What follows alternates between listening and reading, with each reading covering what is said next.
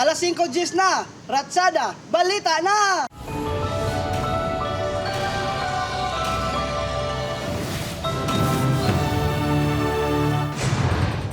Tutukan, Subo nga Martes.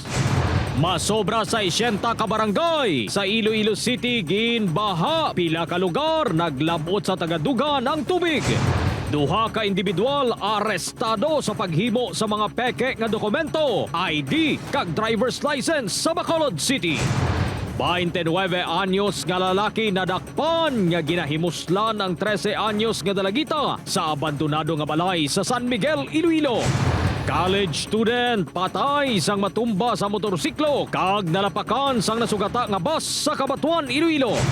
Napulo ka mga pamilya nadulaan sang puluyan sa sunog nga nagluntad sa Cadiz City.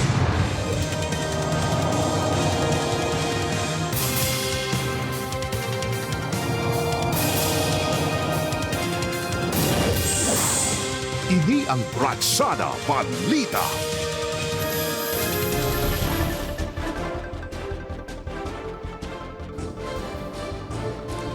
Mayong hapon mga kapuso, mayong hapon Adrian.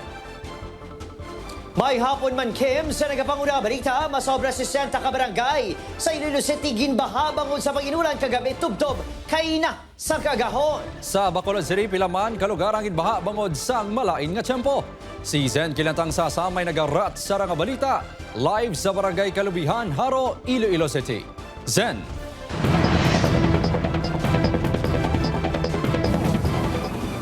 Kim Adrian, masobra 3,000 ka mga residente ang naapektuhan sang baha diri sa Iloilo City bangod sang mamunog nga ulan kagabi. Makita sa video ang mataas nga tubig baha. Kuha ini sa sulod sa isa ka subdivision sa MVH Navajaro, Iloilo City. Sa isa pa ka video, makitaan nga tagadughan ng baha sa sulod sang balay sa buhang Taft North, Mandurriao. Kadungan sa pagbubo sang ulan, nagapangilat pa kag nagapanag-oob. Sa datos sang Iloilo City DRRMO, naglabot sa 65 ka barangay sa syudad ang ginbaha bangod sa malain nga tiyempo. 3,216 ka mga individual ang naapektuhan. 1,679 naman ka mga individual ang gin-evacuate. Gabi nang saka sa tubig, sige dyan ma'am. Taga-tughan namon kagabi. Pagpuas ng baha sa Barangay Kalubihan, Haro, nagapanglimpyo na ang mga residente bangod madamo sang layon nga nagsulod sa ilabalay. Gahulan magbas kay namatamat namon ang layon damo. Isa nagligad ito nga si Mana, kundi nagbaha na. So ang amon gamit, wala na namon yung panaog. So dira na steady lang siya. Galing subong, nagdaas ng gidya. Isa sa ginalantaw sang CDRMO nga kabangdanan sang pagbinaha among wala sangguan ang tubig.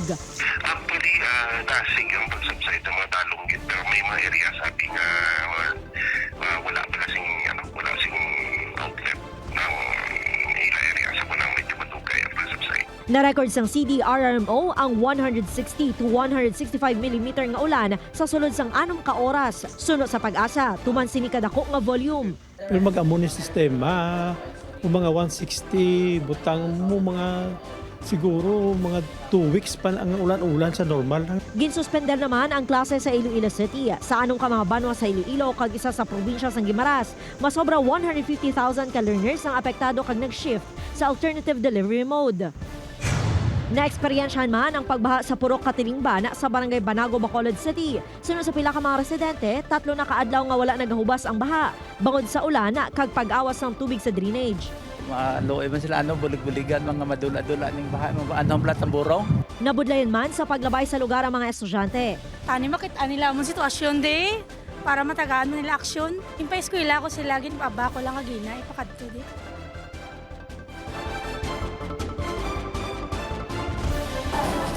Kim, gina-review na sang Infrastructure and Facility Conservation Office ang drainage system sang 65 ka mga barangay nga ginbaha. Ini ang paghahatagan prioridad sang syudad nga ipaidalom sa declogging. Sa subong nga mga tinion, Kim, nagresponde ang Bureau of Fire Protection diri sa Barangay Kalubihan, Haro matapos nga may naglupok nga poste diri sa lugar. Apang sa subong, under control naman suno sa mga residente kag sa barangay officials. Kim? Madamo gid nga salamat, Zen Kilantang Sasa.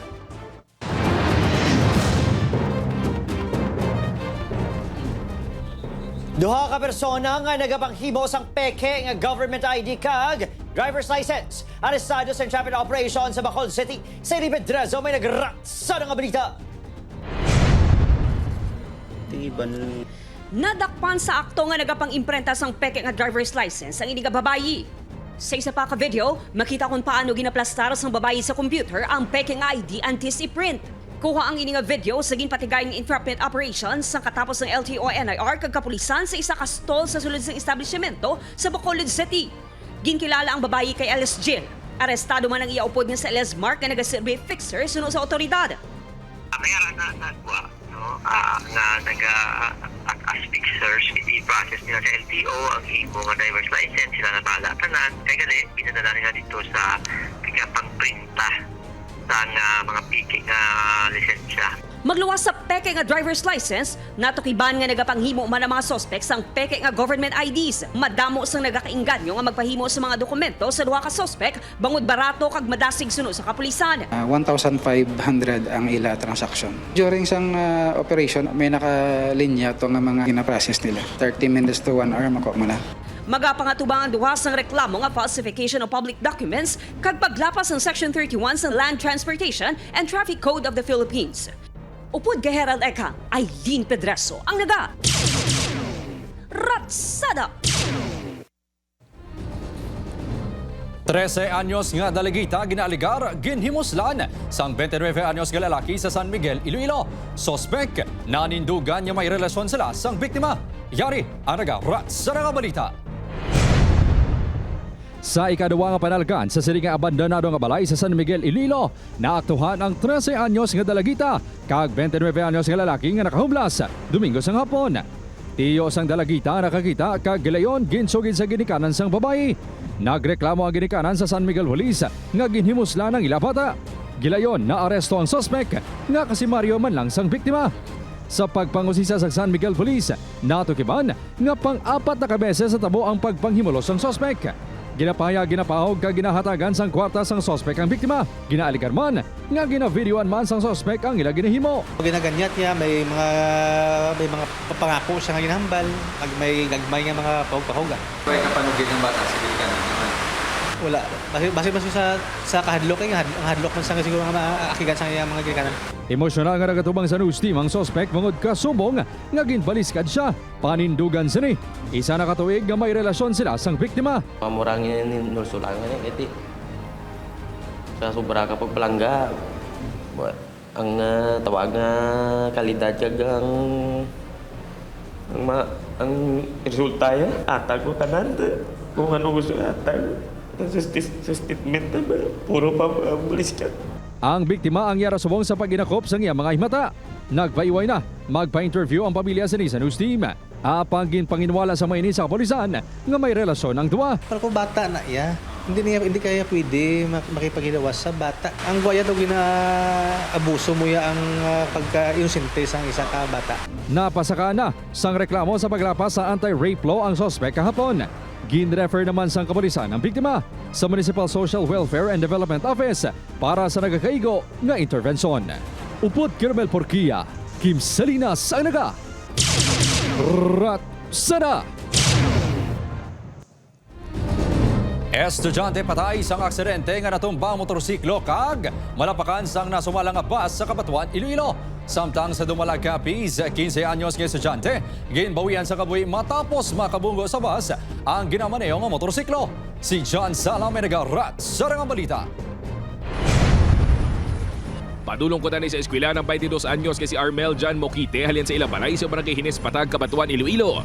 Sa naglabot sa Barangay Tigbawan Road, Gulpiada ini nga nadulan sa kontrol sa ginamaneo nga motorsiklo kag natumba. Naglapaw ini sa piyaka linya kag nalapakan sa nagasugata nga bus. Ginyud-yud pa ini sa pila ka metro sang bus. Nakaangkon sa mga pila sa paa kag ulo ang biktima gitunaan sang iya kamatayon. Sa curve ko dala nagalin ang motor ta.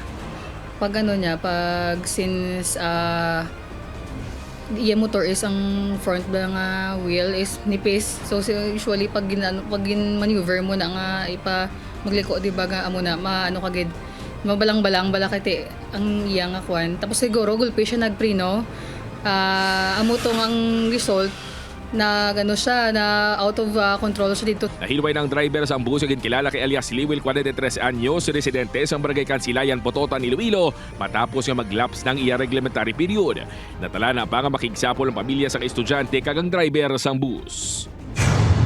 Sa dumalag kapis, patay man ang 15 anyos ka grade 10 student matapos makabunggo sa bus ang motorsiklong iya ginadala sa barangay Poblasyon Dumalag, Sabado sang hapon. Sa investigasyon sa kapulisan, ginatest drive sang sulterito ang iya bago kayong motorsiklo. Pag-abot sa kurbada nga bahin sang dalan, nakabunggo ini sa nagasugat ang bus nga padulong sa tapas. Nakaangkon sang pila sa ulong rider nga gitunaan sang iya kamatayon. Nagaregluhan na ang pamilya sang biktima kagang tagdumalahan sang bus nga nagpasalig ang mabulig sa pagpalubong sa estudyante. Accidentally, ang driver sa motor nag-agaw sang lane ka basliner. Ako nga nag-agdanagin sila head-on collision. Upo kay Hans Di Sierto, John Sala, Anaga, Ratsada.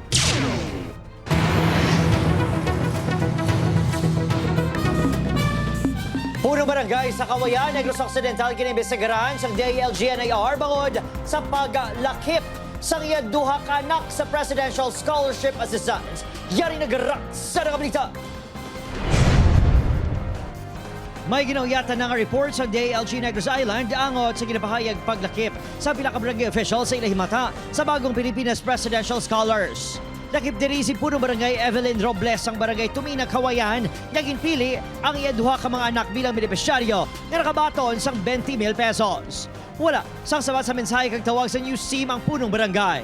Base sa pahayag sa punong barangay, nag-agi sa nagakaigo nga application ang iya duha ka anak nga qualified man sa programa sunod sa iya. Apang, ginatag sa DILG-NIR nga nakasaad sa guidelines sa nasambit ka programa nga dapat likawan ang paghatag sang prioridad sa himata. Dapat i-consider man nila, kag dapat i-avoid nila ang nepotism, ang conflict of interest, no, kag favoritism. So magambal kita nga nepotism. So based sa rules, it should up to third civil degree of consanguinity or affinity, meaning hasta sa hinablos. Sarang, mapasakaan sa reklamo ang magalapas sa nasambit kapag sulundan sunod sa DILG-NIR. Depende sa complainant, no. Pero if the complainant really wants to pursue legal remedies, they can go to the proper venue. Oo. So for admin case, they can have either the ombudsman. Samtang subong adlaw, ginbalik ni Tabunan, Bago City punong barangay Maria May Suarez sa provincial government ang 20,000 pesos nga ginbaton sang iya bata. Upon, Kiril Gasilio, Adrian Pretos, ang naga. Ratsada! Bantayan! Pulo ka mga pamilya na dulaan sang puloyan sa sunog nga nagluntad sa Cadiz City. Tutukan sa pagbalik sang Ratsada Balita. Ini ang Ratsada Balita.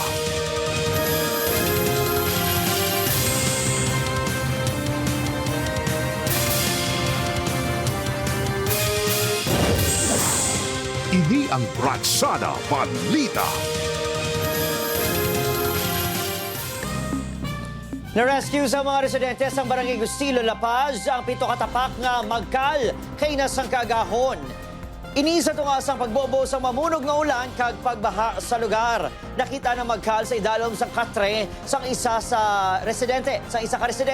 Gisigurado nga wala ini napilasan. Na turnover na sa La Paz Police Station ang magkal kag pagadalon sa DNR.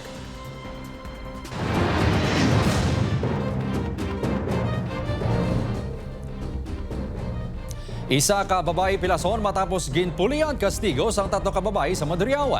2 sa mga nagpangkastigo, minor de edad pa. Si John Sala may nagarat sa nga balita.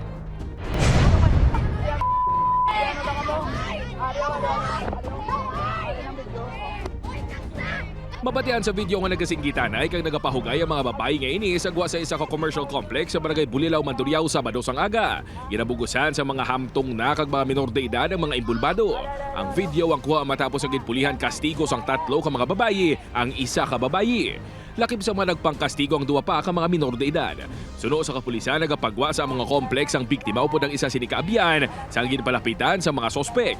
Mahana na tani nga masakay ang biktima sa motor para magpauli. Gin palapitan nila no kagamoto, gin dumog, gin kastigo, gin sakit. Kulay na kamo gani! Sa follow-up investigations ang kapulisan natukiban nga ang biktima ang hindi man gali punteriya sa mga sospek. Nasalaan lang siya. Abi nila sang mga suspekto nga mo to ang ilang nga kontra. Nagapaayo pa sa ospital ang biktima matapos makaangkon sa mga lagob kag pila sa lawas. Ginrefer naman sa CSWD ang duwa ka mga minor de edad nga sospek. Natala naman nga pasakaan sang reklamo nga physical injuries ang isa ka sospek nga legal na ang pag-idaron. Upod kay Hasty Sherto, John Sala, ang naga Ratsada. Driver patay samtang angkas Pilason matapos madulaan sang kontrol sa ginasakyan ng motorsiklo sa Bacolod City. Sa Ilin Pedrezo may nag-rats sa balita. Ginbuwian sa kabuhi ang rider nga si alias Aiko 31 anyos samtang Pilason naman ang angkas nga si alias Alberto 36 anyos.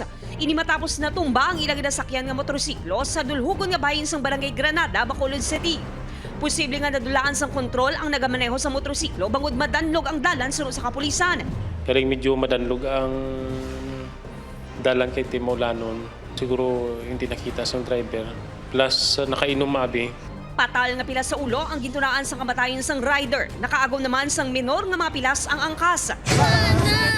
Duha ka persona ang napilasan matapos mabungguan sang jeep ang tricycle sa crossing Magallaon Moises Padilla. Nag-overtake ang tricycle sa ginasundan nga salakyan rason nga nakabunggo sa nasugata nga jeep suno sa kapulisan. Lakip sa mga napilasan ang isa sa 5 ka mga sakay nga estudyante kag driver sang tricycle suno sa MDRRMO nga nagresponde sa lugar. Ang nadala namon sa ka-estudyante grade 7, dayon ang driver ma'am pero mga laceration sa iyang 3 fingers. Upod ka Herald Akang, Aileen Pedreso, ang naga Ratsada. Punong barangay sang Barangay Duyan-Duyan, Cabanatuan, Iloilo, ginreklamo matapos nga ginpang tiro ang 4 ka persona. Sospek ginpasakan sang reklamo. Si John Sala may nagarat sa nga balita. Arestado punong barangay sa Barangay Duyan-Duyan, Cabanatuan, Iloilo matapos kinaligar, nagpaniro. Nagapakatubang sa kasong attempted homicide with the use of an unlicensed firearm si Cap Alfredo Cabarro Jr. Ang rason, sa baylo nga sa tiyan, ginpalapot ni Kapitan sa ulo ang agwa di Pataranta. Nag-inom ang Kapitan, kag sang nahubog, ginpang parahan ni Kapitan ang duha ka motorsiklo kag ginpahayag, ginpang tiro ang mga driver kag mga angkas ni. May duwa ka pair nga magangkasanay, ginpalukpan niya without any reason man, so gulpi-gulpi lang ginpara tapos mulang tumayo lang kay way nagpundo bala. Ikaduwa amo man tong natabo. Maswerte man nga wala sang may naigo sa mga ginpang tiro ni Kapitan. Kumbal niya nakainom gid man siya tapos ginamangkol ko siya kung kadumdum sa pang obra niya that night kumbal niya wala kuno way gid siya man nadumduman ng obra niya to. Sa sininga video makit-an pa nga nagtuyo pangayo pasaylo si punong barangay Kabar sa lolo sang isa sa mga ginpalukpan sini nga isa ka estudyante. Apang sa baylo nga patawaron, ginpakdol ini sang himata bangod sa kaakig.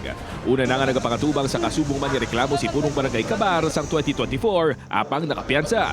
Ginatinguhan pa sa news team ang makuhaan sang bahin ng punong barangay bangod gindala ini sa Hall of Justice sang ginpadulungan sa police station.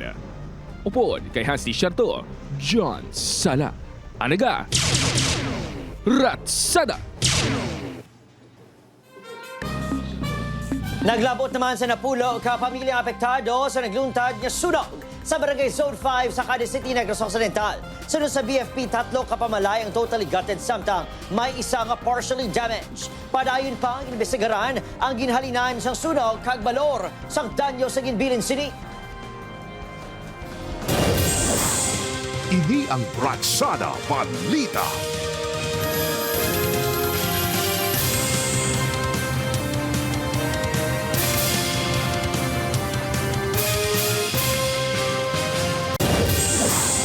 Ini ang Ratsada Balita.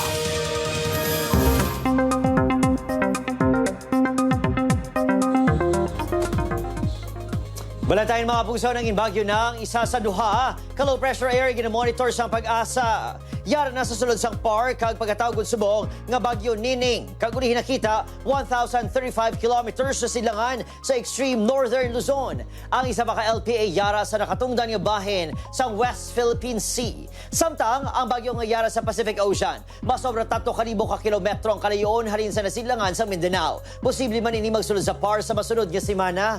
Ang duha ka malayong tiyempo ang naga-impluwensya sa padayon nga pag-eksister sa habagat sa dakong bahid sa pungsod. Base sa datos sa Metro Weather, may chance man sa ulan sa Western Visayas kaupod ang Negros Island region. Mabaskog man ang ulan sa Antique.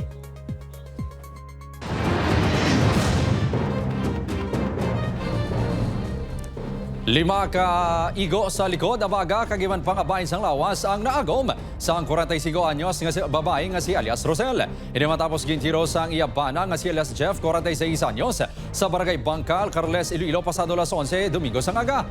Dead on arrival ini sa ospital. Overseas Filipino worker si Rosel sa Dubai kag nagpauli lang sang Agosto 11 para sa kadlawan sa iyabata. Sa investigasyon sang Carles Police, Sabado pa lang sa gabi sang nag-away na ang duwa. Gintuyo bulagan sa biktima ang sospek nga posible ginkainit sa ni kaginluthang ang biktima. Narecover sa crime scene ang 5 kabaseyos ang 45 caliber pistol. Nagapabiling nga at large ang sospek nga magapakatubang sa reklamo nga parricide. Gawin pa ang hapusot natin sir, so ang mga tropa sir na kaya baka naman sir ka CCTV kung sabihin siya nag-exit. Busy dito bilang pamilya sir nga magpasaka ang kaso sir kaya hindi nila mabaton sir. Arestado sa makatapos ang NBI Bacolod City si Victorino Belandres Jolese sa barangay Estefania, Bacolod City. Nadakpan sa akto nga illegal nga nag-refill sang LPG kag butane canister sa suspect sa sulod sang Iyapuluyan. Sunod sa otoridad, nakabaton sila sa impormasyon halin sa mga distributors ng LPG kag butane canisters ango sa illegal nga operasyon sa suspect. Magluwas sa mga butane canisters, na-recover man sa paghinakop sa suspect ang armas, bala kag granada. Pasakan ini isang reklamo sa paglapas sa LPG Industry Regulation Act subong man sa paghupot sa pusil kag eksplosibo. May mga possible cases man, mga trademark infringement, unfair practice ng mga goods naton. Nag-conduct na surveillance tapos with the naman sa mga neighborhood within the community, gambal sila nga tuod may mga kay nabaymoan nila. No comment na lang ako kay Yara naman. Sila na mag-decision kung anong kanila. Proponents ang tuyo ipatukod nga AI data center sa Oton, Iloilo hindi na magpadayon sang proyekto. Data center ginapayag plano tukuron sa Pavia. Yari ang nagarat sa nga balita. Formal na nga ginwithdraw sang proponents ang 10-hectare AI data center ang proyekto sini sa Oton, Iloilo. Kahapon nakabaton ang Sangguniang Bayan sang Oton sang letter of withdrawal kaangod sini pinagi sa email. Hatagan sang SB sang kopya sang withdrawal letter si Oton Mayor Sofronio Fusin Jr. Nagasiling siyang following our assessment of the project and the current circumstances, we have decided not to proceed with further development of the project in Oton. We appreciate the time and consideration given by the municipality. Bukas ang vice-alkalde kung may magduso sa konseho nga ideklara nga persona non grata si Daniel Stefan Robertson matapos ini nag-walk out sa public hearing sa Biyernes. Magluwas sa Oton, ginproponer man ang pagpatukod sang kasubang nga center sa Pavia. Santo sa statement sang Metro Pacific Iloilo Water, nakabaton man sila sang letter of intent tagikan sa muman nga proponent tuhoy sa proyekto sang Hulyo 6. Wala pa sa nabaton nga proposal ang alkalde kag Sangguniang Bayan sa Pavia tuhoy diri sa pagpagigango sang news team. Hatagan tsansa sang pila ka Pavia noon nga mapamatian ang proponent sa proyekto. Apang handa sila magpamalabag kung may makita niya posible halit nga dalon sini. Kung makapakalain sa barangay, kung hindi kami pwede, hindi ko magsugot. Iti may hiring-hiring pa marap, pabor mo sa barangay, team na ra. Ginahingyo naman sang kahublagan kontra korupsyon ang mga Pavianon nga padayon nga mangin mabinantayon. May proven experience mo sa ibang mga pungso. Sa ila to, example sa Amerika, sa Europe, mga tao nag-oppose kay nakita nila nga grabe ang konsumo sa kuryente kag sa tubig. Upod Kirabel Porquia, Kim Salinas ang naga. Ratsada!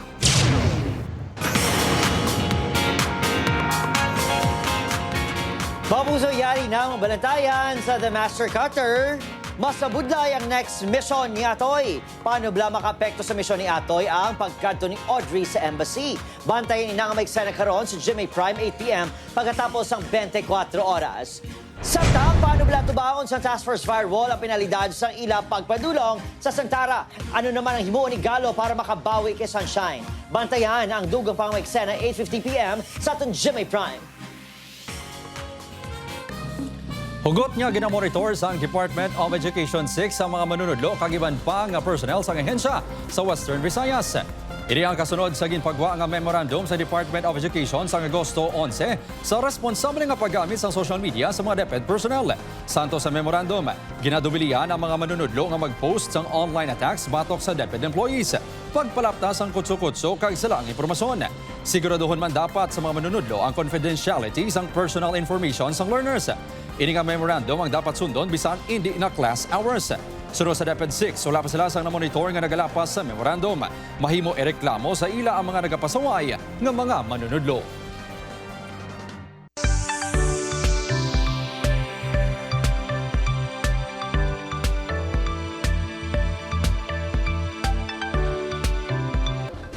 Samtang matanaw ang episode nga ini kagiban pa ang mga lokal nga balita sa official website sang GMA Regional TV, www.gmaregionaltv.com. Pwede ba ninyo mabisita ang among official YouTube channel, GMA Regional TV, click ang subscribe button para sa pinakamainit nga balita halin sa mga riyon. Madamang salamat mga kapuso pati na sa aton mga kapuso abroad. Ako si Adrian Pretos. Ako naman si Kim Salinas, kami ang GMA Regional TV, wala sang ginadampigan, wala sang ginaprotektahan.